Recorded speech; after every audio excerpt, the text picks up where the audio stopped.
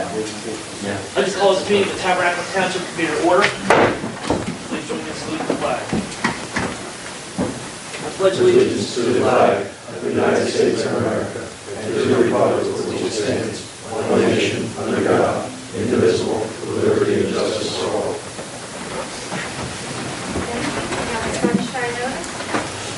This meeting is called pursuant to the Open Public Meetings Law. This meeting of November the 27th, 2017 was included in the list of notices sent to the Central Record, Burlington County Times, and Courier Post.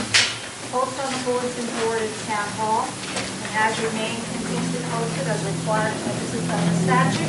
In addition, a copy of this notice has been available to the public and is on file in the office of the municipal clerk. We have roll call. Mr. Barton. Present. Ms. Brown. Mr. Franson. Here. Mr. Yates. Here. Mayor Lee. Here. Thanks, Sean. At this point, we're going to open up the meeting for public comment on agenda items only for interested in here this evening. Please raise your hand. I'll call on you. Come to the center of the room here, stand underneath the microphone, and limit your content to 3 minutes or so. I'm not going to put my clock on yet, unless we start to get a little crazy. So at this point, we're opening up the meeting to the public on agenda items. Stuart? Thank you. Good evening. Stuart Brooks, Moores Meadow Road. 2 short comments. I see on the bill list on page 3 of the handout, NJ Analytical Labs, water testing at the landfill, roughly $1,600. My question is, were the results good? Were there any parameters that are of concern? Dan, did the results come back yet? Or Doug, did the results come back yet? Just because we paid the bill doesn't mean we have the results. Usually it takes a little while. Understood. While we're doing that, what's your other question? Okay, the other question concerns Resolution 2017-87, authorizing temporary signs in the public right-of-way. I think I recall some months, if not up to a year or so ago, that the committee was considering changing its procedure so that these kinds of requests were going to be handled in-house by staff to save maybe the effort of going through them. I'm curious, one, do I remember that correctly? 2, what's the status of that initiative? I thought the same thing actually when I looked at the agenda last week. And that's it. Okay, thank you, sir. Thank you. I was thinking the same thing we were on the agenda last week. I don't know that we ever passed anything, but it's something we want to think about doing in 2018. We have any update on the test results, or get back to Stuart? I'd have to look at the bill to see which quarter this, and then maybe would interpret them. Yeah, actually, Doug Stewart's the person who asked that question. They're all reviewed by Doug. I'm sorry. They're all reviewed by Doug Stewart. Doug Stewart's the person that reviews them, and I don't. And we need to circle back to find out if we have the results. We don't have the results yet. Okay. Maybe we can pick this up at a later meeting, and that information. We're Doug will check into it and get back to you. Yeah, I'll let you know. Great, thank you. Okay. Ms. Brooks, you had your hand up. Come on up. I did, thank you.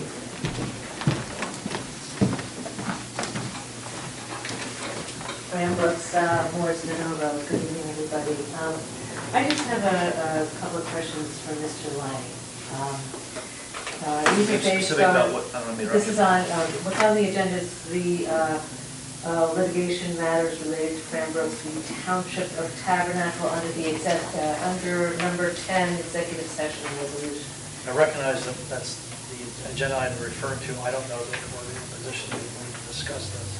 Well, Pete, can you clarify that? Well, she has a question for you. Okay. yeah, I just want to I put some questions to Mr. Lang. Per the court's instruction, you were served on October 20th with simple short interrogatories that were due October 31st. You've made no requests for extensions. Tonight's executive session lists this litigation for the second time since the interrogatories were served. I am wondering, does the committee have the answers to the interrogatories, or does Colonel Lowe have those answers? And since there's a case management conference on November 29th, which is Wednesday, which is less than 48 hours from now, how do you expect this case to progress towards a timely resolution when at best you'll be providing answers at the last minute. This case was filed back in May 2017, and that's all I Okay, want to. thank you. You're welcome.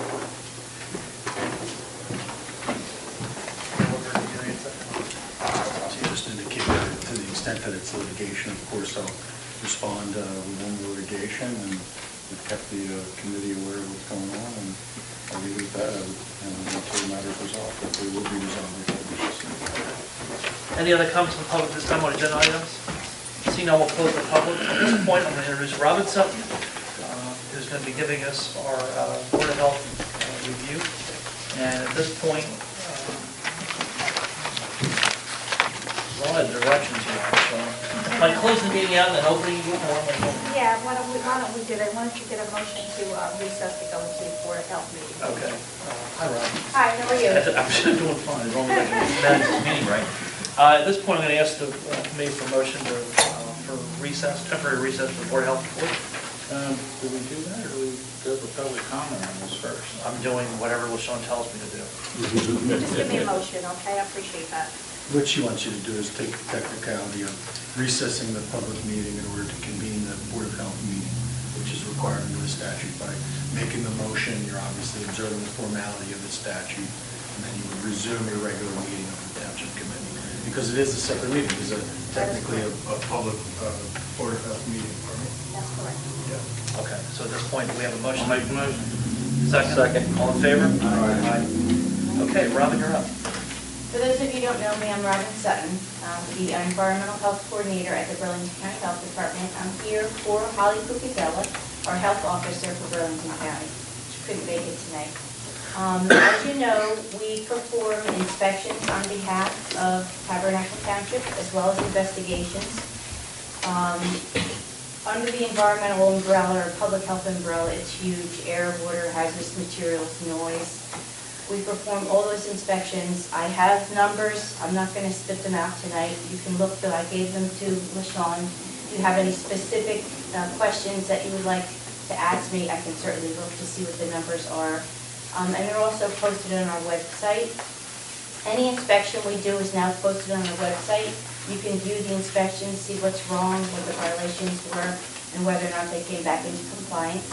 And that can be found at www.co.burlington.nj.us. Besides all the inspections and investigations we do on behalf of Tabernacle Township, we also have many services that Burlington County Health Department offers. One of them is the WIC clinic. I don't know if you're familiar with the WIC clinic. We also have a number of flu clinics that are running right now, and they are also on our website, posted, all the dates. We also have immunization clinics for children, school-age children, that we provide several times throughout the year. And again, those are also posted on our website. We offer an STD clinic, and that is on Tuesdays and Wednesdays that we offer. It's a very successful clinic, and we encourage, well, not so much people in this room, but youngsters within the area to visit. It's always good to come in and get tested and educated. We also encourage anybody here that hasn't had their flu shot to get a flu shot. And we also periodically run specials at our animal shelter, giving away free animals to veterans, and depending on the month, certain type of dogs may be free or at reduced rates for adoption. Does anybody have any questions for me? Is there anything in your report, Robin, that stands out that is a major health issue in town? No, there really isn't. The only thing that I would mention is through the Private Well Testing Act,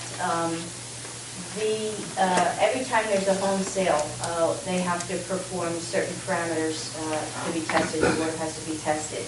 And whenever there's a hit for gross alpha nitrates or Vault Organics, we do send out notification within a 200-foot radius of the home, encouraging people, letting them know that we did have a hit, and we encourage them to get tested. We did have one hit in Tabernacle Township, and 5 samples were drawn.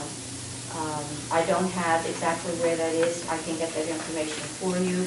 I would imagine that it was forwarded to the township regardless. And all the investigations we do are forwarded to the township as well every month. All our public health complaints that we investigate on your behalf. We had quite a few stagnant water complaints, as we did in every other township this year, because of the Zika and increased awareness of mosquito illnesses, foreign illnesses. But other than that, there really nothing stands out. Anything else for Robin? Okay, at this point, we will open up for public comment to Robin Zulu regarding the health report. This is for Hux. Yes. First, thanks for coming. Could you It's announce always who you are, important. please? I'm sorry? Could you announce who you are, please? Oh, I'm Come sorry. stand in front of the Fran microphone. Brooks, Morse Meadow Road. Do you know what the status of salmonella is in this county? There's been a lot of concern raised, and legitimately so, regarding backyard chickens and the spread of salmonella. So it would be interesting, do you have any comments about that, and do you keep track of salmonella cases? The state keeps track of the salmonella cases through a database called CDRSS, Communicable Disease Reporting System. Okay. Surveillance, CDR, Communicable Disease Reporting Surveillance System. Okay. Okay? And every time we are notified of a positive salmonella, we usually will go out and, depending on if they've gone out to eat, we will go out. We'll also interview the person that got sick. We will do any linkages from the person that got sick, who did get sick, who didn't get sick, foods that they had in common. An investigation is performed. Specifically, as far as backyard chickens, we do not regulate that.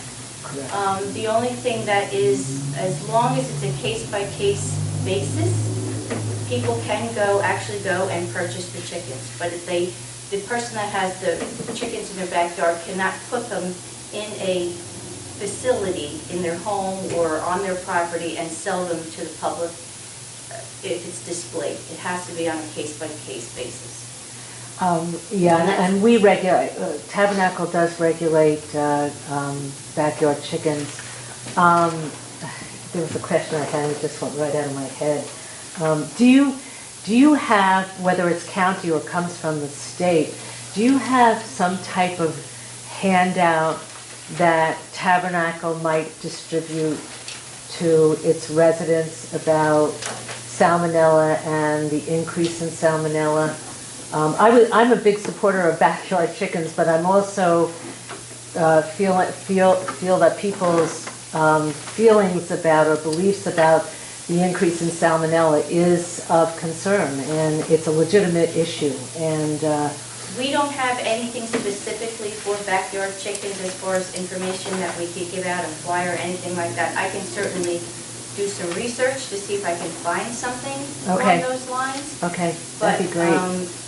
Most of the foodborne illness or salmonella information we have is usually from your holding temperatures, your cooking, that makes sense. Sanitation and cross-contamination with salmonella, and the surfaces that you're cooking on and cutting on and then putting fresh vegetables on, and with the it's usually all that type of thing, not anything to do with backyard chicken. Okay, well, that's helpful to know. Thanks a lot. Sure. Any other comments for Robin? Mark? Mark Lemire, 32 Washington Way. Thanks for coming. Just countywide, on a kind of a macro scale, is there trends you can talk about, things that are emerging as things are concerned as you put together your plan for 2018? Is there something that the county health department is seeing that just from again more of global trends in any of the one of the things that situations we are going to be focusing on this year is childhood lead poisoning. I don't know if we've had any cases. I don't believe we have in Tabernacle, but it's on the rise. Regulations have just changed, which lowers the action level on our Big Hat, the department where we have to actually go out and do an investigation from 10 to 5 deciliters per liter in a blood sample. So what we do is we'll go out and we'll do an environmental investigation where we go out with an XRF and we try to isolate areas where there's lead, and if there are areas where there's lead, then they have to be abated. That is on the rise, and it's becoming a huge concern. It's not only Burlington County, statewide, because of the impact that lead poisoning has on a child. It can be permanent. It affects children in school, which puts a burden on the school system because the children don't learn as quickly or they have disabilities. So that in turn costs schools more money to try and get the proper help for these children. So you're not seeing a trend of additional contamination, but they did lower the threshold, so you're Exactly. basically, so that's widened the gap, I guess. Yes. I grew up in New York at a time with a Pika balloon, I don't know if you ever heard of it? Yes. Back in the day, of course, that was in New York, and obviously a lot of lead back in the day, so, okay. Any other trends, any other emerging? Another issues? one that we're seeing more and more of, and we're getting more involved in, is what's called harmful algal blooms throughout the county, which can affect fishing and recreational bathing. Is that what kind of balloon? It's harmful algal bloom. Algal. Algal. Algal, yeah. Yeah. Algal, okay. Potato, algae, it's harmful algae. Gotcha. In lakes and streams and anywhere where there's usually high temperatures, low water, a lot of algal growth, it tends to form these toxic blooms. And it's not healthy to swim in, and it's not healthy to pull fish from those waters. So that's another thing we're getting more involved with. Thank you. You're welcome. Robin, thank you very much for coming. You're very welcome. Feel free to head out the door. Okay, great. I appreciate that. But thank you very much for coming. Okay, thank you. At this point, we're going to ask for motion to adjourn from Now, the... before we adjourn, I Yeah. want to thank LaShawn for the memorandum that she put together, her report on the annual Board of Health report, and I'd like to give this to the reporter, because I think you'll find some good information in here that you may want to post. For instance, our Public Works Department put dog waste stations at both parks, like that. And hopefully the residents will use those, and there's some other information in there. Do you have any more copies of The that? residents, they like to have, especially with the... I'll look and see if I can find Anything else for the committee? Okay, Sean, we need a motion to adjourn from the public health. Okay, I'll ask for motion, please. So move second. Second. All in favor? Aye. Aye. Thanks. Okay. Anything else to do with that, or are we done with Board of Health? Hearing and seeing none, we'll move on. Oh. Do we need a motion to reopen our meeting? No, we've already adjourned, so we're good. We're good, okay. We can build. We have adjourned, we can go home? Need a motion to approve the bills, please. I'll make it. Thank you, Mr. Francis, second. Second. Barton, questions, comments from the committee? Hearing none, we will ask for a roll call vote, please. Mr. Barton? Yes. Mr. Francis? Yes. Mr. Yates? Yes. Mayor Lee? Yes. Resolution 2017-87 authorizing placement of temporary signs in the public right-of-way. The Tabernacle Historical Society Christmas in the Pines House Tours. Need a motion, please? I'll make it. Second, please. Second. Thank you, Mr. Yates. Mr. Francis, any comment you want to make on this? No, it's a new event this year for the Historical Society. Like when the Historical Society and the Women's Association started the tree lighting 4 years ago, and it was an unknown then, and it's now turned into be a very successful event for our town. I think the association is hopeful that this too will be quite successful. There's a free lunch offered between 12 and 2, and then there's tours of the local historic buildings and 4 houses in town that have special exhibits within inside of them for Christmas. So hopefully it'll be a fun time for those people who are interested in it. Oh, we got flyer downstairs on the wall. Okay, we have a first and second, roll call please. Mr. Barton? Yes. Mr. Francis? Abstain. Thank you. Mr. Yates? Mayor Lee? Yes. Resolution 2017-88, authorizing the Township of Tabernacle enter into a cooperative price agreement with ESCNJ and Education Service Commission, New Jersey. Need a motion and a second, please. I'll make the motion. Thank you, Mr. Francis, second. Thank you, Mr. Yates. Doug, any comments on this? This is a cooperative, it's in the state of New Jersey, similar to what we use with the NJPA cooperative that we belong to. It specializes more in smaller items such as carpeting. Is the main item that we're interested in working with them and purchasing from a vendor, but it does offer a lot of other items that are very competitively priced. This was resolved at learned about this down to league last week. And Doug had brought up to my attention as for this to go on the agenda. Roll call vote, please. Thank you. Mr. Barton? Yes. Mr. Francis? Yes. Mr. Yates? Yes. Mayor Lee? Yes. Reports. Colonel Lowe, you're up. Anything this evening? He's getting up. All right. I sent all to the committee copies of the incident action plan for Friday. All volunteers from emergency services are prepared to make sure that this is as safe as it can be. Between the fire company, the rescue squad, CERT, and OEM, we'll be doing, we'll have quite a few people out on the street and a lot of equipment. And then we'll be setting up between Public Works and I, and certainly setting up all the tentage other than the Town Hall that we bought. If there's any questions at any time, I'll be more than happy to answer those.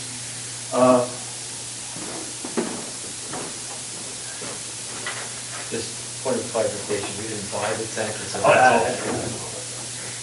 It's a rental. Nothing like the oil and fire. This is a request from OEM for 4318. 4318 is a light and air truck, but for the fire company, and the fire company has declared that the access to their needs, OEM would like it. I would like to turn it into an emergency services vehicle, take the Cascade unit off of it, use the generator, and the truck itself use the generator because of the lights that it's got, and because it's got big lights. And we all, you know how I feel about lights. It's constantly getting me in trouble, but I believe we can never have too many lights. So that would give us a set of lights. It also gives us a big generator, and it would give us a storage space to move barrier material. Right now we have the barrier material all stored in Public Works. When we want it, we have to load it onto a truck, we have to take it where we want it, offload it. This way we just leave the barrier material on it. It's cones, barrels, whatever it might be. It also has a little cab that can be used for instant command posts if you want to, but it really can be used for heating, cooling, and depending on the time of year. But I'd like to see that, since the township owns it, I'd like to see it just lateraled over to OEM. Any questions? Anything else? No, sir. Carl, where would you propose this would be stored? At the emergency services building. Because of the nature of the vehicle, you don't want to leave it outside. And we don't have any other place to store a vehicle. The alternative would leave it in the firehouse. It really doesn't matter. The advantage of the ESB is that everybody's got access to it. Where the CERT and, I'm not sure about Public Works, but the CERT does not have access to the firehouse. Any other questions? I assume the fire company has offered this? Fire company declared excess. Yeah, we don't need it anymore. Oh yeah, I wouldn't just rip it out from underneath the fire company. All the equipment on that went on the new engine. For the record, that was Chief Dave Smith, Tabernacle Fire Company. Thank you. No problem. And it has an on-floor shift, which means there's not a lot of young kids that can drive. And on the other hand, there's certain, almost all the old lady, or people that are certain, all bus drivers, all things like that. Say that again. Run the shift thing by me again. Has 4 shifts. Okay. Not a lot of young kids can drive. What do they drive? I don't have any idea. Automatic. I'm just teasing. Automatic. The fact is, it doesn't have. Is that what you said? Automatic. Push buttons. Sport coming. Anyway, any other questions? But I'd like to, if y'all think about it, let me know if I can. Thank you. Okay. Thank you, Steve. Thanks. Township Engineer, Mr. Guzzi, how was your trip to Maine? Very good, thank you. Good Thanksgiving. Just a couple things. The road evaluation, which the committee authorized, I think it was last month, is underway. Again, we're going through every paved road in town, evaluating it and rating it with respect to the existing condition. So we present to the committee as a report that can be utilized for prioritizing the road for the future program. Also, Colonel Lowe and I have been working on the finalizing the bid package for the ESB towers. So we're hoping to go out to bid with that after the first of the year. At this point, with the holidays coming up, we should probably wait for that. So we'll talk about that again in February. And we will be reaching out to DOT with respect to any other grants that might be available for that would be applicable to Carranza Road. So I'm going to be following up with them and hopefully have a report to you for next meeting for that. And that's all I have. Okay, anything for Dan? The committee? Doug? First of all, I'd like to report that all the windows on the first and second floor in Town Hall have been replaced. You'll notice it's a little bit quieter. Not rattling. Not rattling. That was finished, and we will be moving on to the carpet and hopefully paint after this.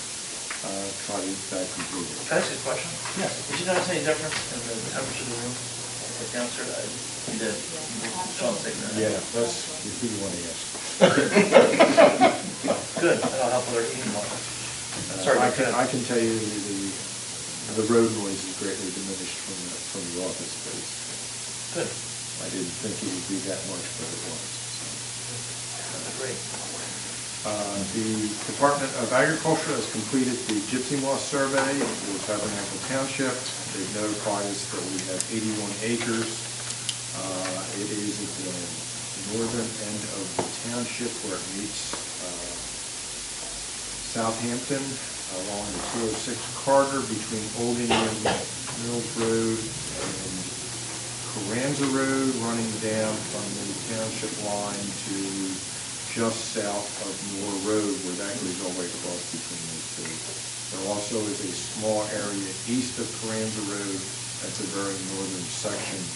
Looks like it extends down almost to Moore Road there. So it's an 81-acre block.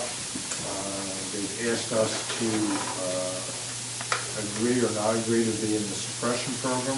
Their estimate for cost is approximately $52 an acre, so you're in the $4,500 range that I'd like to include in the budget for next year, and to be able to answer them in the affirmative. I would ask for a motion that we participate in the program. Question.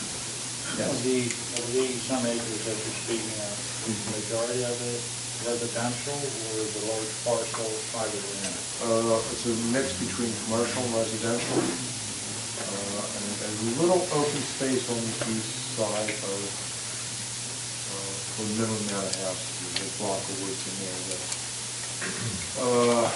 probably is 20 acres with 3 houses in it, So we want to ask the commercial entity to contribute.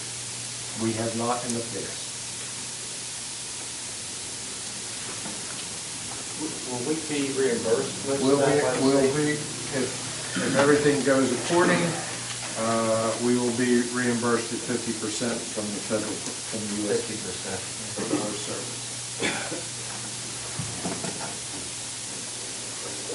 What exactly is the suppression plan of the department has? BT, I don't know, that was the answer you're going to give. Doesn't do much. Doesn't do anything, in my opinion. We had this discussion, we had a lengthy discussion, actually, before I came on committee. I was the president of the County Board of Ag, and we had this discussion at length. And the challenge that we had as the County Board of Ag was we all felt that the county program wasn't enough, but we're really limited in what our options are. That's the bad part. We're very limited as a municipality, as a public entity, I should say, whether it be the state or the municipalities to be able to do much more than that. I would, my personal thought is we don't do it, at least have it budgeted and ready to go. I think too, I think if we don't do something, and I agree about the BT issue, we've talked about that a long time, but I would be afraid if it's 80 acres, 90 acres this year, a year or two from now, it's 3 times that, so there's some, remediation that it would be helpful to stop the spread, so I would like to see us do it too. Yeah, something else that was just kind of trigger the thought. One of the things that is a potential solution in areas that have had infestations in gypsy moth is looking at maybe doing forest stewardship plan in areas that have had a gypsy moth infestation and doing some extending and clearing in those areas. Because what really ends up happening is you have a lot of trees that are the Forest Fire Service probably knows this as much as anybody, but the one challenge that the Forest Fire Service has in trying to protect publicly owned land, specifically state ground, is you have a lot of these trees that were never treated for gypsy moths, so they die. And what's happened is they've become dangerous in terms of falling over in the forest fire. So I think active management is the avenue of travel. Maybe look at doing forestry at some level that makes sense. Well, it's not only gypsy moth, but you have to find it. So I find it was a problem. Calls and devastation. And the management with that is pretty specific. There's a way to manage it. That's a pretty problem, actually. Anything else maybe about this? Do you need a motion on this? The road's gonna roughly 4,200 in the budget next year, Curtis? What was your question? I'm sorry. Mr. Yates is asking how much money in the budget. How much money, what we're looking at. What's a 52 acres cover, the application? Application for the kid.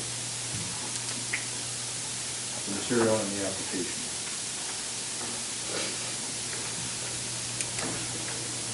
So yes, I would like a motion. Okay. Thank you.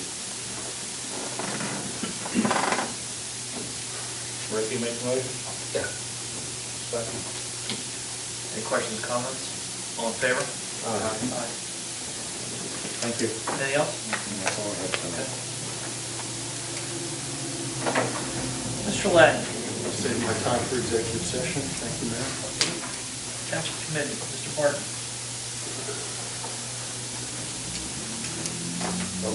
Yep. Okay. But first I would to start with Colonel Lowe's memorandum for this vehicle, 4318, which he gave us a presentation on. And I would just like to say that before that truck goes in that building, I'd like to see a fire truck in that building. I'd like to see a fire truck from over on New Road. We built that facility with the understanding there was going to be a fire truck. There's still not a fire truck many, many years later.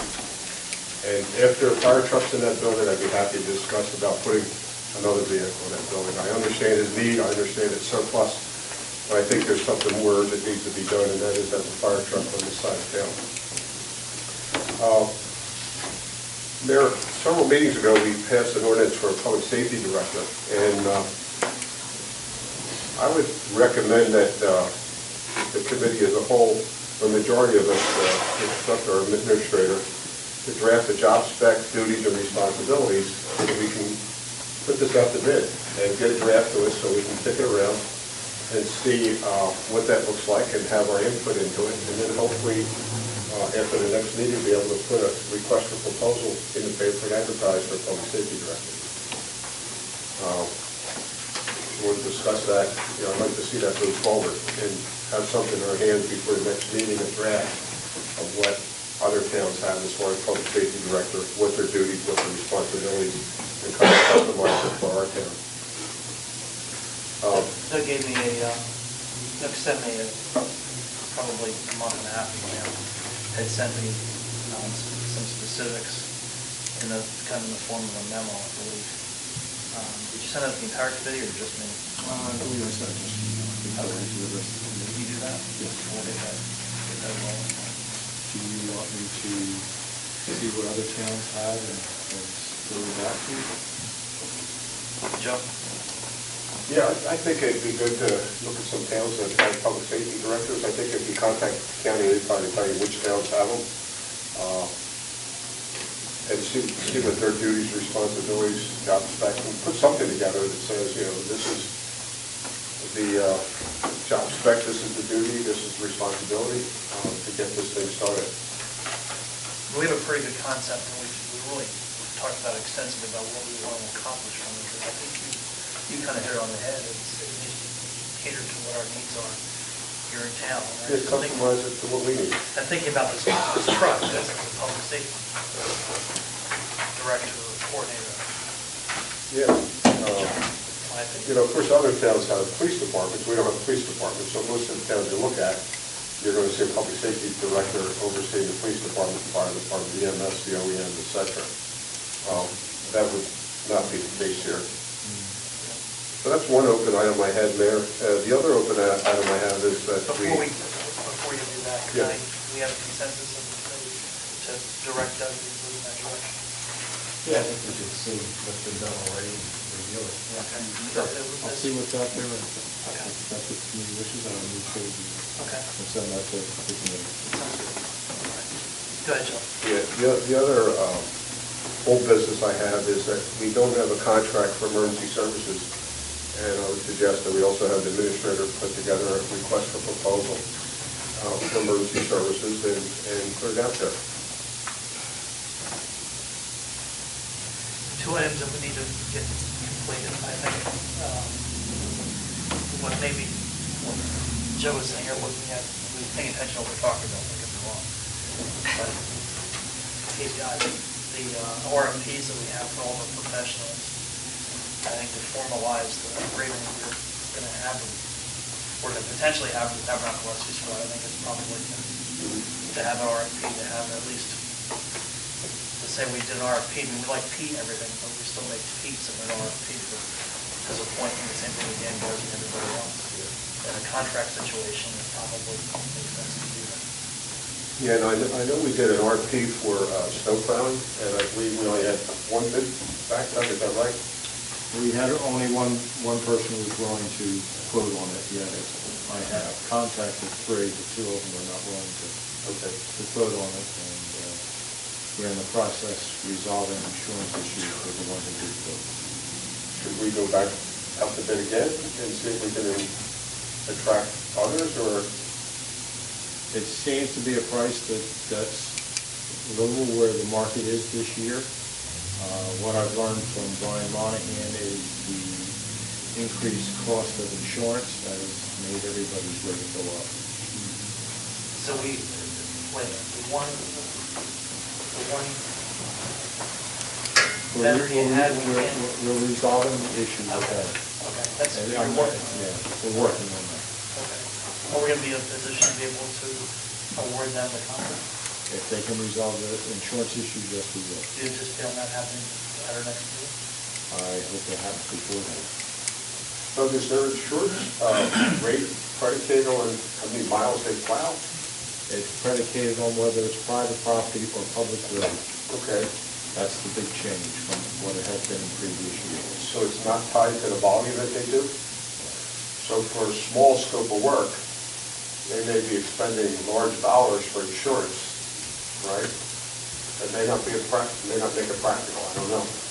Where what I'm saying is, you know, if I have to buy insurance to do one road, where it also covers 20 roads, and I'm only going to do one, my costs are going to be pretty high, right?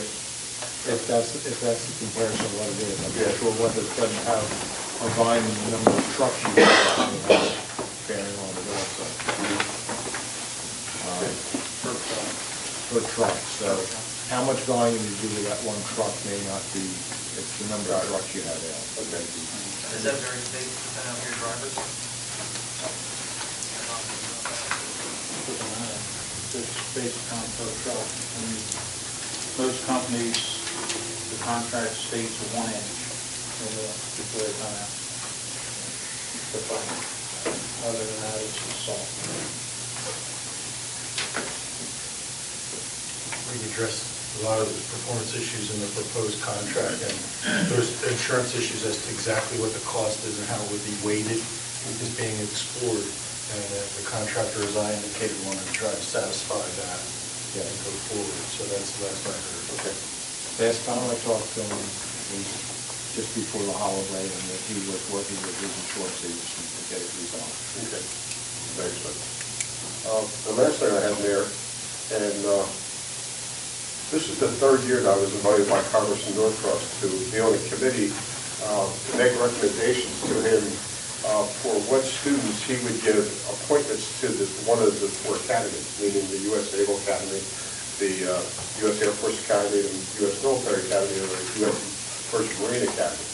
And it's a long day. It was about 12 hours. We interviewed 32 students. Now, that's in his district, not our district. He's in District 1. But I bring this up because it was quite impressive to see the resumes of these students. I literally had a book this thick of all their resumes and applications, and when you look at these young people, how focused they are on their future, the education that they've gotten, the numbers that they've scored on their SATs, the community service that they've done.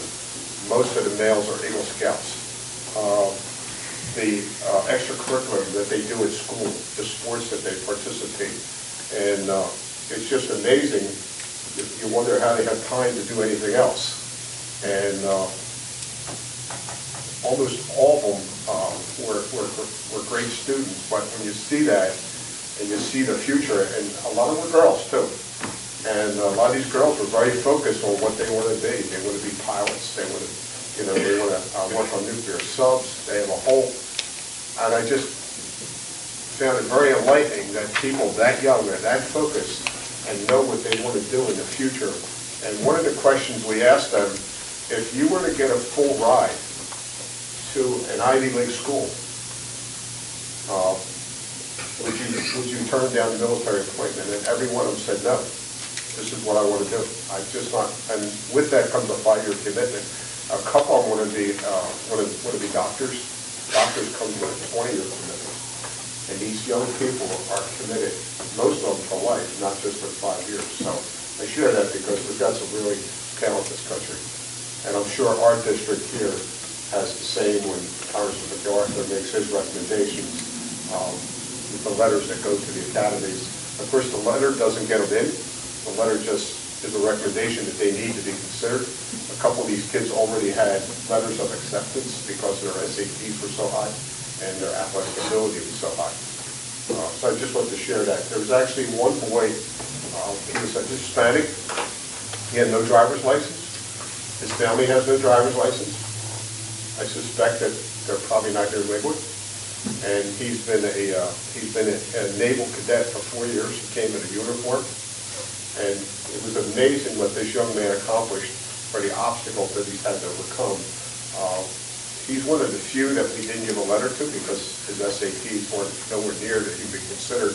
But we did recommend that he go to a foundation school, which is a prep school, to hopefully get him into a military academy into the future.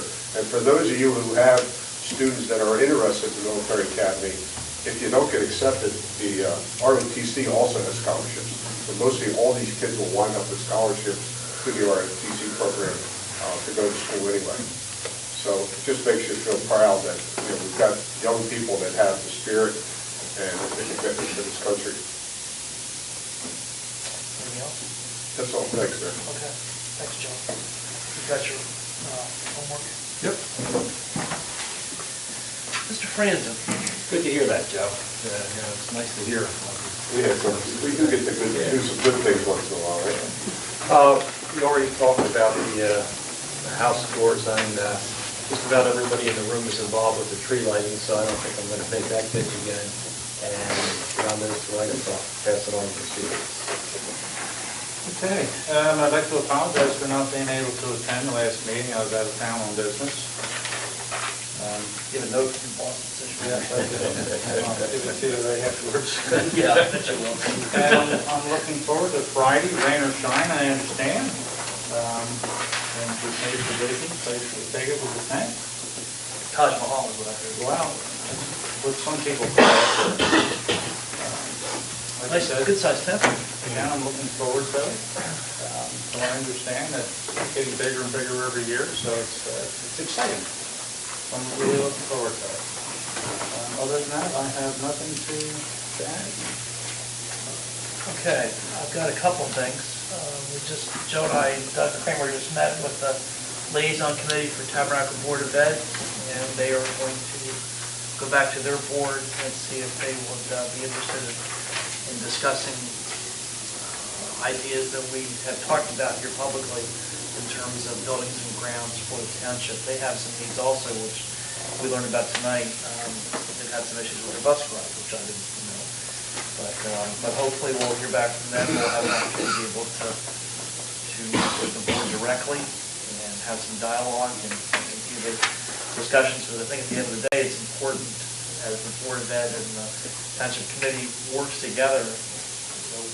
We're all kind of in this together in terms of overseeing the responsibility of the taxpayers. So I'm hopeful that we can continue to do that, and maybe we get some other ideas in terms of where things should go in the next phases of Tabernacle. I went to the League of Municipalities, which was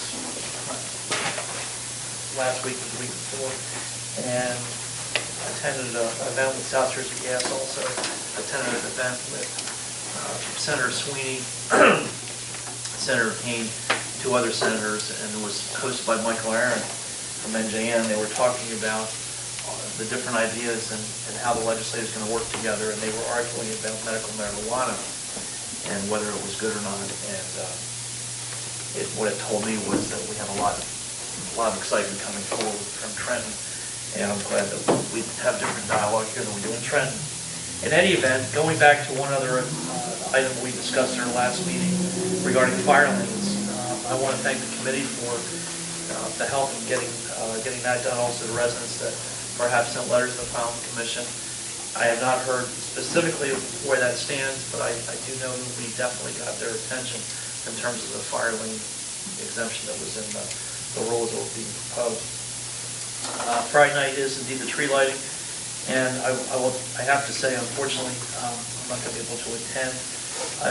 As many of you know, I was recently appointed to serve on the Cranberry Institute, which is a national and actually international cranberry organization representing growers in Canada as well as in the United States. And our meeting is in Las Vegas on Wednesday afternoon, Thursday, and then Friday. And I'm not going to be able to get back here for the event on Friday evening. I'm pretty disappointed in that, but I really sincerely appreciate you stepping in and being here. I was in Maine over the weekend, up in Portland, Maine specifically, which was one of the places that came to mind when the tree idea came up in the first place, when Rick and I talked about it some 5-6 years ago. And I have to say that the enthusiasm and the sense of community that's arisen from it is pretty special. To look out and see the tree up and the lights ready to go, and the amount of meetings that Rick has led with others that have sat there and gone through that process. It's really pretty cool. And I know that a lot of folks are looking forward to it. I was over at the school last week and talked to Mr. Ifrey, who's bringing the hand signs. It's a lot of good work, and it's really kind of a cool thing that we do. And it's a community event. I mean, it's community. And I'm really disappointed I'm not going to be able to be here. It should be on home. It should be. I mean, seriously, it's to think of how it's grown, but it's taken a lot of effort and a lot of effort by a lot of people, and it's really a cool thing. Anyhow, that's all I've got.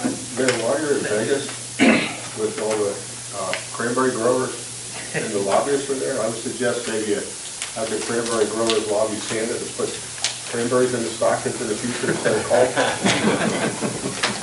Nobody uses coal anymore, I'm sure they could make use of the cranberries. Well, unfortunately, we have a lot of cranberries to get rid of, which is... That'd be a great way to get rid of them. Yeah, unfortunately, if we didn't grow any cranberries for a year, we would still have enough on the market to be able to satisfy what our needs are. Which is part of the reason that I need to be here for the entirety of this meeting. Very difficult decision for me to make. I'd rather be here, but in any event, that's what I'm thinking. That's all I've got, I think. Is there anything I missed? Yeah, this Mr. Kramer. I was supposed to talk about that, didn't I? Okay. We got Santa locked in, I think. You heard it? Santa, I You heard think from it's Santa? scheduled, yeah, we've heard this. Santa. Santa and Mrs. Claus. And Mrs. too. Claus. Yeah, both going to be there. Yeah. Yeah. Okay. Anything else? What's that? One, at least one. At least one else. On the shelf? Not on the shelf, no. Okay, at this point, we're up to the meeting for public comment. Interested in being heard this evening, raise your hand. I will certainly call them. Come on up front. And don't make me turn the timer off. What's that? Mr. Lemire, come on.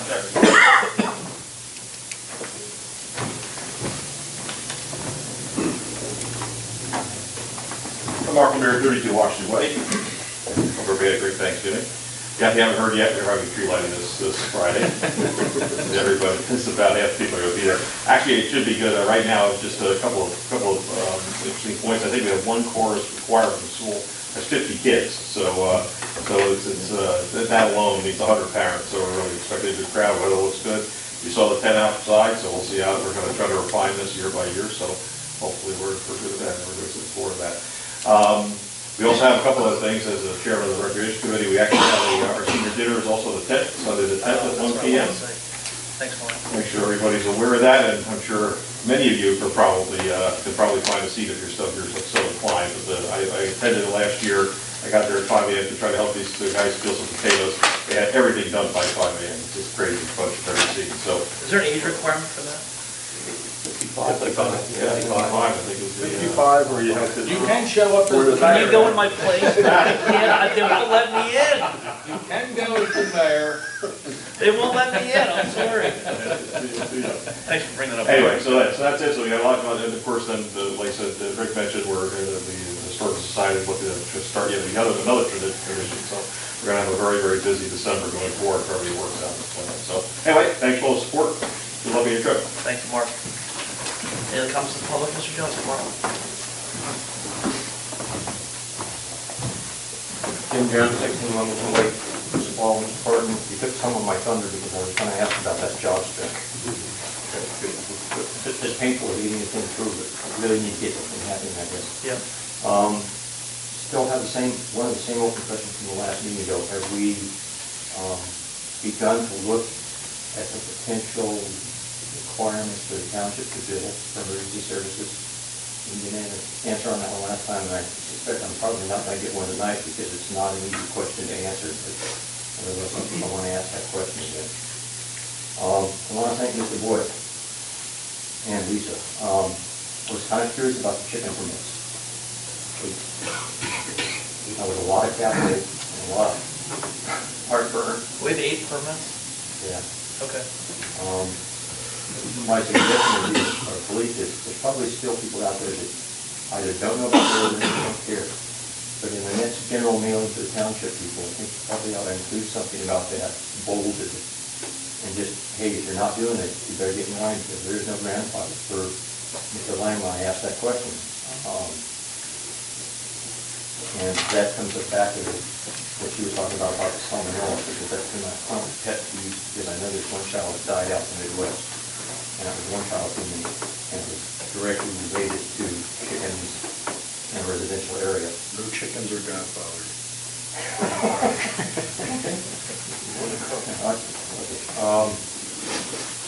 think that was it. So I do want to thank him because I didn't have to file an oath or anything, I just asked the question and I did whatever to give me that piece of information, and it told me that there's a hole in the communication somewhere. I'm pretty sure there's more than 8 people raising chickens in this town. Yeah, that's a good idea. Not hopefully not their kitchen. Thank you very much, and hopefully we have a good Thanksgiving, and be safe, and when you're in Las Vegas, go see the Golden Knights. That's a hockey team. They're better than the Flyers. A lot better. Everybody is. They're an expansion team. Exactly. Like a brand new expansion. Exactly, and they're on a hot streak. They've taken all these old retreads, and they've got an extraordinary team effort. They've gone through 4 goalies, and they're still winning. I don't know, a good team to watch, if you have to talk, probably not, but Yeah, Las Vegas to watch but we hockey. have Carson Wentz. Yeah, he doesn't play hockey. Thanks, Mr. Jones. Thank you. I wish I had time to do that. Yeah. Anyway, I'm not looking forward to going to Las Vegas. Although everybody else seems to be excited about going to Las Vegas. I've never been there, I don't care less about going there. Somebody else got their hand up. Yes, sir. Oh, you're next. Sure. I'm positive. Thank you. My name is Gary White. My address is 289 Old Tote Road in Mountainside.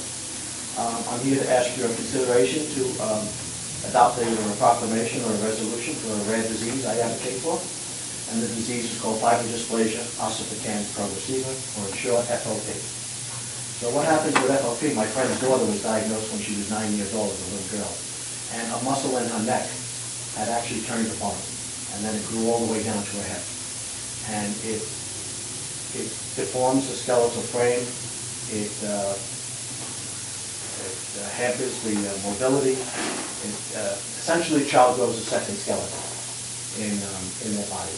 Because any muscle, tendon, or ligament that gets trauma, if the child falls or something like that, it could most likely turn to bone. So I started 2 things in 2001 when my friend told me. I started 2 things in 2002. I have a fundraiser, and we buy research equipment for the FOP lab at the University of Pennsylvania. And March 3rd will be my 17th year doing it. And the reason I'm here tonight is this is one of 2 books. And in 2002, we wrote a letter to all 566 municipalities. We told them about FOP and asked them to consider adopting a proclamation, a resolution that just urged continued awareness about the disease and continued research into the disease. That's it, simple, cut and dry. On June 14th, I received a 500 proclamation, or resolution, from a town in Warren County, Hope. And since that night, I've been driving to town meetings throughout the state. I finished all the northern territories, and now I'm Salem, Burlington, and Cumberland County. Right now, we've just received last week the 537th resolution or proclamation.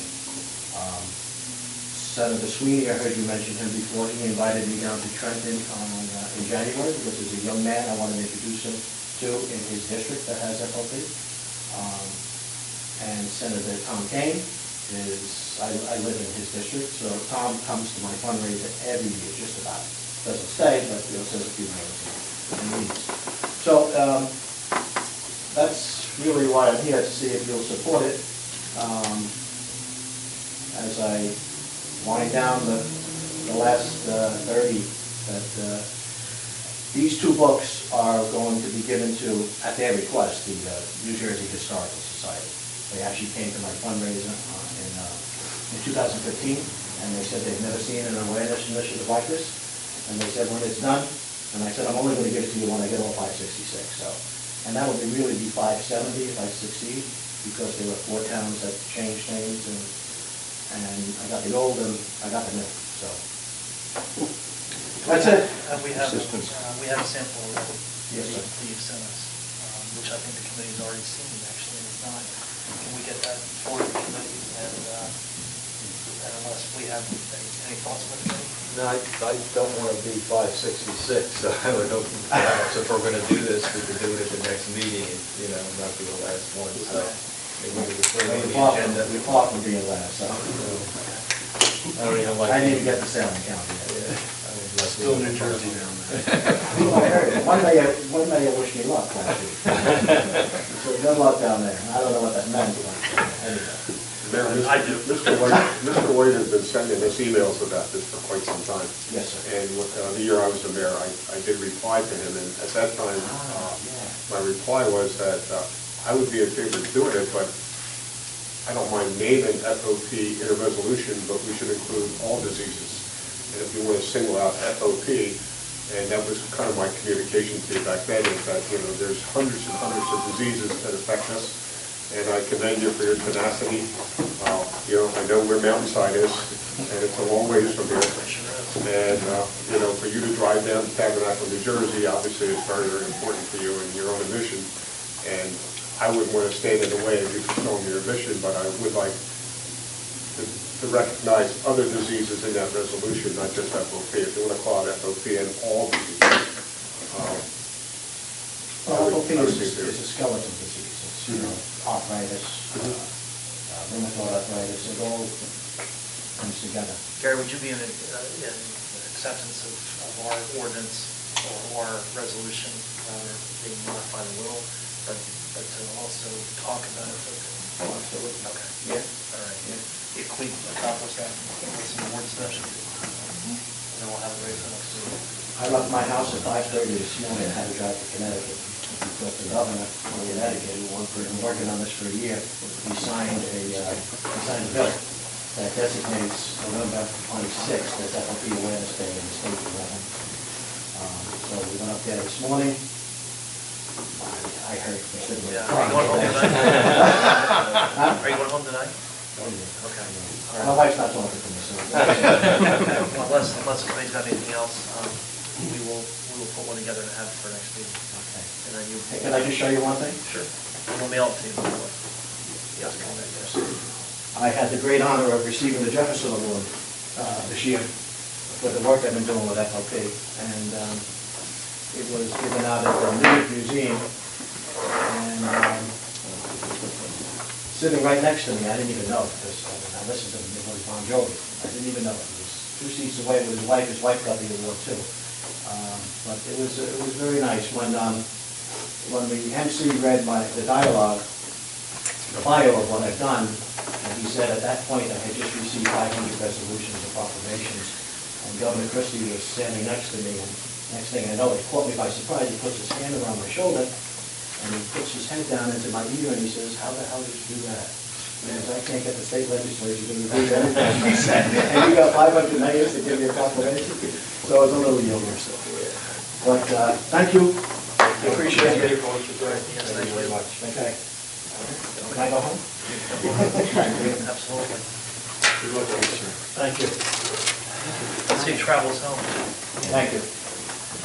Okay, who's next? Mr. Brooks, come on up. Thank you, Stuart Brooks, West Meadow Road. I also want to acknowledge Committee Member Bartlett stealing my thunder too regarding the comments on the trucking ESB as well as the status of the public safety director. Those are also concerns of mine. Regarding if I had this all sort of drafted out to go through it, I'll shorten it. Shorten, yeah. Yeah, regarding the ESB, I'm sure the committee remembers that when that ESB was first proposed, I think about 5 or 6 years ago, the idea was to put the other engine in it because that would benefit almost all Tabernacle households, not mine, not the mayor's, not anyone else who was in West Meadow Road, but virtually everyone else within 5 miles of a fire station, which would reduce the fire insurance rates for those households. And I think I remember that the number thrown around was about $500 a house. So it's been about 5 or 6 years since that effort, and there still isn't a truck in the ESB. And I don't know why isn't, what's holding that up? Because it has been an issue that almost every committee member has said they want it done. What's the holdup on this?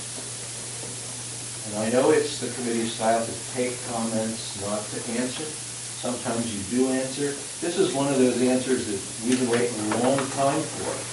And I think myself and others would like an answer. What's the holdup? On a related question, the fire marshal is an issue which adopted an ordinance regarding the system was advertised, resumes were received, and I think the advertisement has since been removed from the Township's website. And I'd like to know the status of that also. Okay. Second and last, increasingly, it's obvious that that some committee members aren't able to physically attend meetings and they're participating by phone. And at the last meeting, Mrs. Brown was participating by phone. She said that she wasn't able to hear certain comments, and there was continuous dialogue from the committee and people in the audience. Could she hear? Could she hear? Sometimes she said no. If a committee member can't hear the comments, then they're really not able to deliberate or participate. So that practice of allowing people, committee people, to participate over the phone either has to be fixed or it has to be discontinued. You only need 3 people to have a quorum. It's nice that someone would make the effort to try and participate by phone, but if it's not working, it's not working. You can't have someone participate in a way that is less than full participation. That's it. Thank you. Thanks, Mr. Stuart, I just want to say for the record that I am sensitive to that issue, and I was very careful in listening to her comments and when she couldn't hear. I think there was one period of time where she had missed a comment, but I did make sure that she was hearing everybody and that everybody was hearing her, and we'll be vigilant on that issue. So I think that she was able to participate by hearing everybody. There were one particular comment, I think you're right, where she was asked and said no, and it was repeated for her. But I think that the record would reflect that, we generally make sure, and certainly going forward, we'll be sensitive to that. Well, in all fairness, if I can comment on that, I don't want to leave the record as Mr. Lang has left it, because there were plenty of instances where a question was not asked, can you hear? I think it's assumed that when you're present, you can hear, or you can express your opinion that you can't hear. But when someone's absent, you just don't know. Yeah, Stuart's made a point, and it is public comment. Mayor, I'd like to follow up on that. Okay.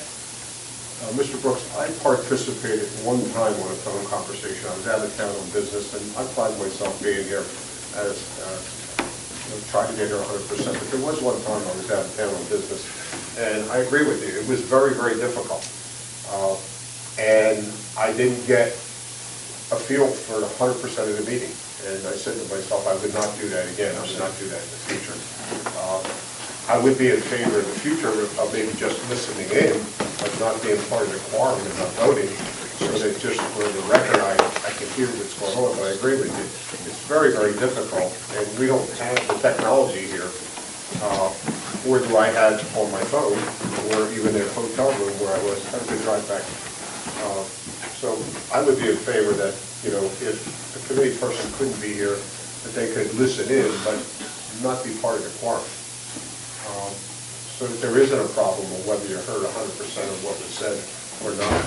And I can tell you from my own experience, I wasn't comfortable doing it myself, and I didn't feel like I was really 100% part of the meeting. And so I said to myself, I would not do that in the future. If I was away and I wanted to listen, I would call and just listen. But thank you for your comment. I'm not going to call it for the tree lighting on Friday. But Joe brings up a good point. Stuart does too. I'm the same way with Joe. It's difficult to hear. It's distracting. We either need to fix it or just set a policy that we don't do it. What's here is here, and that's that. So it's something we can kick around as a committee. But it's distracting. It's distracting for me trying to manage the meeting and trying to make sure that whoever's not here can hear, and either we get a conference phone and do it professionally and the right way, or we just set a policy that says if you're not going to be here, you're not here. Or as Joe suggested, you listen in, and that's fine. But anyway, what should I think? In terms of the fire marshal, I will address that. I believe we are going to be taking that appointment in January, unless I'm wrong. And in terms of the truck, each one of us wants a truck in the building. I worked very hard more than once to get a truck in the building. I thought we had it in the building at one point.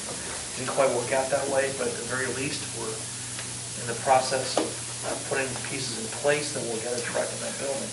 And Mr. Barton did some for tonight to get our committee moving forward in that regard, in terms of the two items that he brought up in his report. Anyone else from the public at this time? Mrs. Brooks, come on up. Thank you. Brooks, Meadow Road. I don't know what the obstruction is regarding getting a truck in, but it has been so long. Maybe that's what you could address, right? If you're the committee, you can make those decisions. I wanted to ask Doug, do we spray just once every year? Or is it just a period? How often do we spray? When the Department of Agriculture says that we have an area that needs to be sprayed. It's based on the surveys. It's not. But they We do a survey every year. Did we spray last year? No. No, okay. It's not, the need is not consistent. Yeah. It's not a consistent need. I can tell you that we don't spray, we don't get gypsy moths consistently. Yeah, But it's all right. based on that survey. Okay.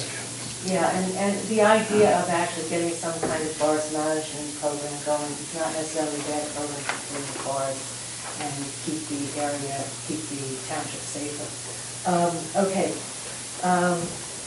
An issue that I've brought up in the past concerns why Tabernacle is completely assuming the cost of the CERT. Because the CERT is made up of multiple townships, and it does seem very unfair to the taxpayers, to the Tabernacle taxpayers, to be shouldering the entire cost of the CERT when we have multiple townships participating. And I think it's time for the committee to address this issue, at least give some reasonable justifications or rationale for why we as taxpayers should bear the burden for Chemung, for Southampton, which may not be part of the CERT, but Medford. I talked to Kathy Berger. She says she's never been approached to participate, to make a contribution, to determine the contribution, but she would be very open to considering it. So it just it's befuddling why we are paying the entire cost for the CERT. And I think if you go from the premise that the CERT is a good thing, which I believe it is personally, and that it's good to have this organization, why shouldn't all of the members participate in it and contribute to it? Why should we as taxpayers shoulder the entire burden? So I would ask that you look into that question and please deal with it, because it's really basically unfair to the residents of Tabernacle. Now, that's all I have to say. Okay. Thank you very much for your comments. Any other comments from the public at this time? Seeing no one close the public. Any new business before the committee? Do we have? Has it been already done? In that case, we're going to go into executive session, whereas the governing body wishes to discuss the following executive session matters. In a closed session from which the public shall be excluded. Litigation matters related to Fran Brooks versus Township of Tabernacle. Litigation matters in the unsafe structures related to 14 Moore Road. Contract negotiations for a 2018 RFP proposal. Be it resolved, the public shall be excluded from this period. We will come back out of executive session at some point. We may or may not take action after the executive session has been completed. At this point, let's motion to go into executive session. Thank you, Mr. Yates. Second. Second. Thank you, Mr. Francis. All in favor? Aye. Thank you, folks. Okay.